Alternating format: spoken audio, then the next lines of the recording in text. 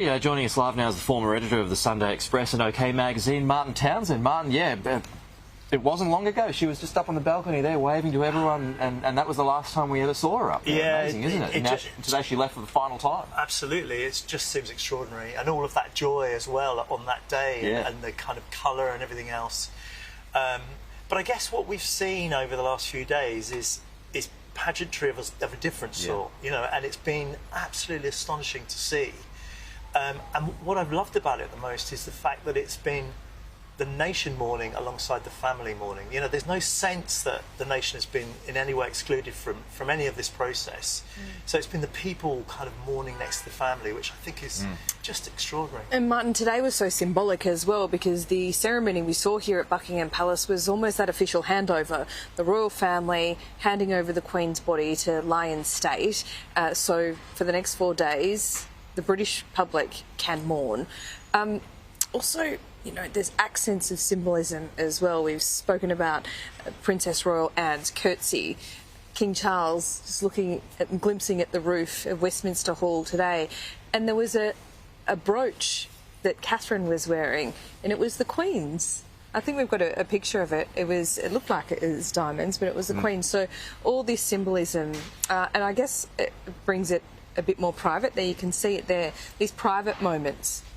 Yeah, I think also I think the Duchess of Sussex was also wearing something that was the Queen's, and also I think also Duchess of Cambridge was as well. I think they all wanted to have that kind of connection, you know, through something that the Queen had given them. So yeah, there was the jewellery was kind of bringing them closer as well.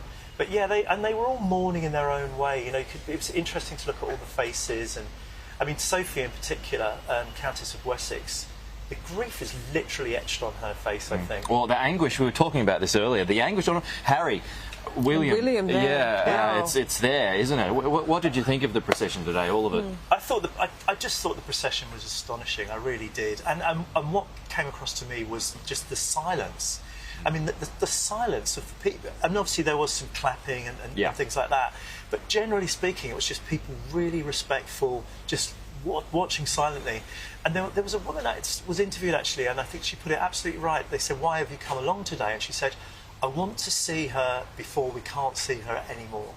Yeah, so you know, it's just a simple thing, but you know, that last glimpse of the coffin going by with the imperial crown on top and the fresh flowers, you know, from Balmoral and Windsor, and just that lovely last, not lovely, but you know, that glorious last glimpse of the Queen after 70 amazing years.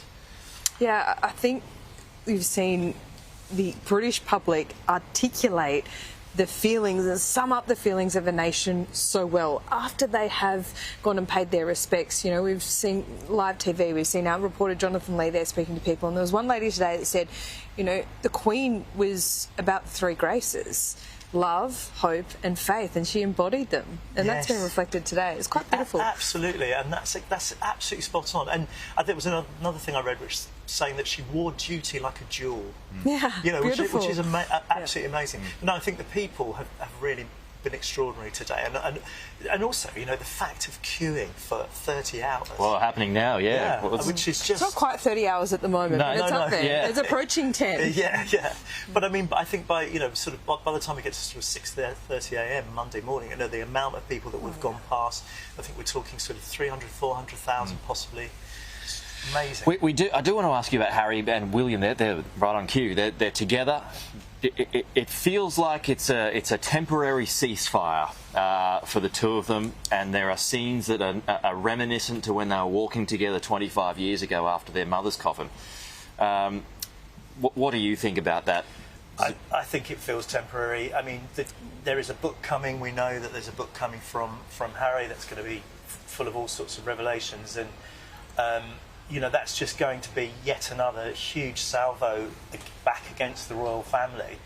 And yeah, I think it's a temporary sort of truce. I think Charles III, the new king, very, very keen to just keep the peace during this period. Do you think why temporary? Every single royal correspondent has said this is temporary. Is it insurmountable?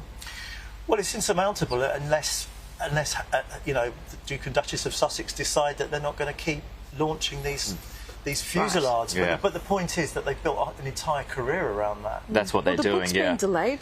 Well, for a little while. A little bit. Do Let me be naive and optimistic for a moment. Do you think they should have just allowed him to wear his ceremonial uniform? I do think that was odd, I have to say. I think that it would have been good to be consistent. I think they allowed it with Andrew, and they should have allowed it with Harry. But they've lumped him in with Andrew. Yeah. And he's clearly furious about it. So. He is. You can tell that, can't you? Yes. Yeah. I'm with him. I don't blame him, actually.